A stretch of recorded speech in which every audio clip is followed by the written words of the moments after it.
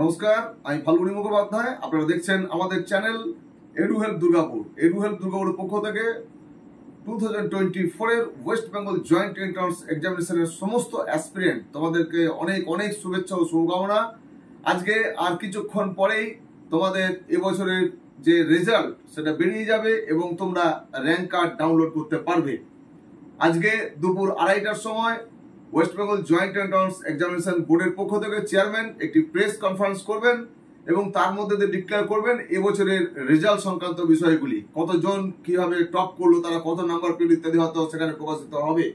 যাই হোক, বিকাল 4টে থেকে আমাদের যে ওয়েবসাইট www.wbjeb.nic.in অথবা www.wbjeb.in এই দুটো সাইট থেকে তোমরা লগ ইন করে তোমাদের যে র্যাঙ্ক কার্ড সেটা ডাউনলোড করতে পারবে। ঠিক 68 দিনের মাথায় West Bengal joint entrance examination 2024 তার রেজাল্ট আউট হতে চলেছে। এই রেজাল্ট আউট হয়ে যাওয়ার সঙ্গে সঙ্গে কাউন্সিলিং এর জন্য নোটিফিকেশন হয়ে যাবে এবং এই কাউন্সিলিং বিষয়ে স্টেপ বাই স্টেপ আমি পরপর ভিডিও নিয়ে আসবো। কিভাবে তোমরা এই কাউন্সিলিং এ করবে, কাউন্সিলিং এর প্রতিটা স্টেপ জানা। অনেক স্টুডেন্ট আমাকে ফোন করে বলেছে আমরা মক আপ রাউন্ড পর্যন্ত দেখবো। এই বিষয়ে কনফিউশন ক্লিয়ার করার চেষ্টা আমি আগেও করেছি, আজও তোমাদেরকে ছোট্ট করে বলে দিই যে ফার্স্ট রাউন্ড অর্থাৎ অ্যালটমেন্ট রাউন্ড এবং সেকেন্ড রাউন্ড বা আপগ্রেডেশন রাউন্ড, এই দুটো রাউন্ডই হচ্ছে কিন্তু মূলত আমাদের যে কাউন্সিলিং এর স্টেপের মধ্যে ফার্স্ট অ্যান্ড সেকেন্ড এই দুটো রাউন্ডের মধ্যে দিয়ে শেষ হয়। মপ আপ রাউন্ড কিন্তু সবার জন্য নয়, সবাই কিন্তু মপ আপ রাউন্ডের জন্য এলিজিবল নয়। এবছরে নয়, গত বছর থেকে যেটা হয়েছে যে তোমরা ফার্স্ট রাউন্ড বা সেকেন্ড রাউন্ডে গিয়ে ডিসিশন নিয়ে তোমার প্রাপ্ত যে সিট সেই সিটে যদি অ্যাডমিশন নিয়ে নাও তাহলে তুমি কিন্তু মপ আপ রাউন্ডে যেতে পারবে না। আবার যারা যাদবপুর বা অন্যান্য গভর্নমেন্ট কলেজগুলো দিকে তাকিয়ে থাকবে, তারা যদি মনে করো যে আমার এটা খুব ভালো হলো না, আমি মপ আপ রাউন্ডে গিয়ে দেখবো, তাহলে আমি অ্যাডমিশন নেবো না, তুমি অ্যাডমিশন নাও নিতে পারো। সেই ক্ষেত্রে কিন্তু খুব রিস্ক ফ্যাক্টর হয়ে যাবে। অনেকে অনেক ধরনের ক্যালকুলেশন তোমরা করে থাকো যে আমার যে নাম্বার সেই নাম্বার যে অন্য কেউ হতো পেয়ে যেত, তুমি জানো না যে তোমার মতোই তোমার আগের আর কতগুলো ক্যান্ডিডেট ওয়েট করছে। সুতরাং ফার্স্ট এবং সেকেন্ড রাউন্ড, এই সেকেন্ড রাউন্ডের মধ্যে তোমাদেরকে আমি বলবো ডিসিশন নেওয়ার জন্য। যারা পেয়ে যাচ্ছ ভালো কলেজ ভালো ব্রাঞ্চ পেয়ে যাচ্ছ তারা কিন্তু নিয়ে নেবে।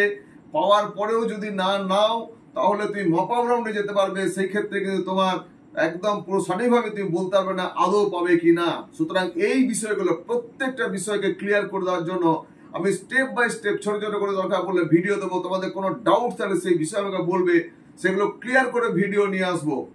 ওয়েস্ট বেঙ্গলের মধ্যে আমার চ্যানেল এডু হেল্প দুর্গাপুর, সরাসরি ফোনে তোমাদের সাথে কথা বলছি। সকাল থেকে কয়েকশো ফোন আমাকে অ্যাটেন্ড করতে হয়, তাদের সাথে কথা বলতে হয় এবং যারা কথা বলেন, যে সমস্ত স্টুডেন্টরা কথা বলো তোমরা, তারা জানো যে এই কথাবার্তা বলে তোমরা এখান থেকে কিছু যা পারো কিনা।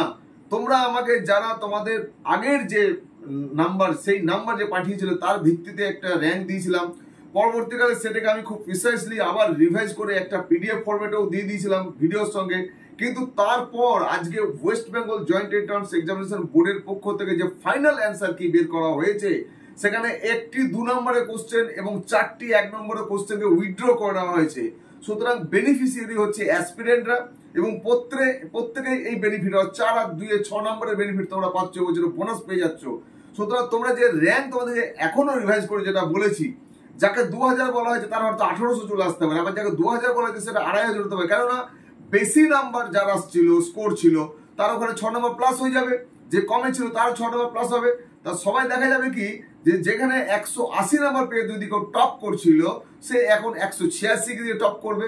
সুতরাং র্যাঙ্কটা কিভাবে দাঁড়াবে, কোন জায়গাতে প্লাস মাইনাস, তোমাদের মোট কথা যে র্যাঙ্ক, সেই র্যাঙ্কটা আক্ষরিক অর্থ হচ্ছে ডেভেলপ করবে, কিন্তু সিট পাওয়ার ক্ষেত্রে চ্যালেঞ্জিংটা রয়ে যাবে। কম্পিটিশনটা কিন্তু যেমন ছিল সেরকমই রয়ে যাবে।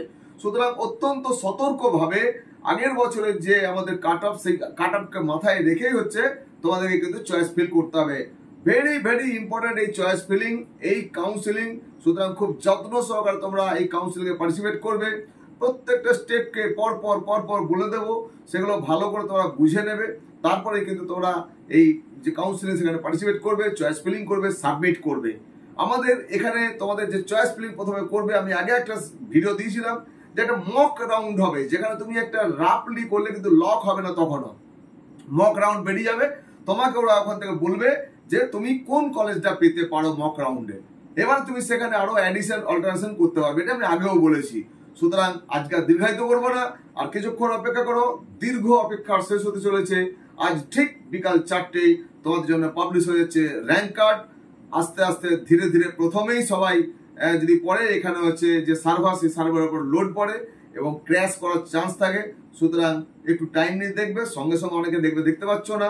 সুতরাং যে যেখানে আছো একটু আস্তে আস্তে দেখবে, তোমার র্যাঙ্ক কার্ড দেখো, তারপর আস্তে আস্তে প্ল্যান করো কিভাবে কি করবে না করবে। আজকে তোমাদের অনেক অনেক শুভেচ্ছা জানিয়ে আজকের এই ভিডিও এপিসোড শেষ করছি। তোমরা সঙ্গে থাকবে আর দেখতে থাকবে আমাদের চ্যানেল এডু হেল্প দুর্গাপুর। ধন্যবাদ।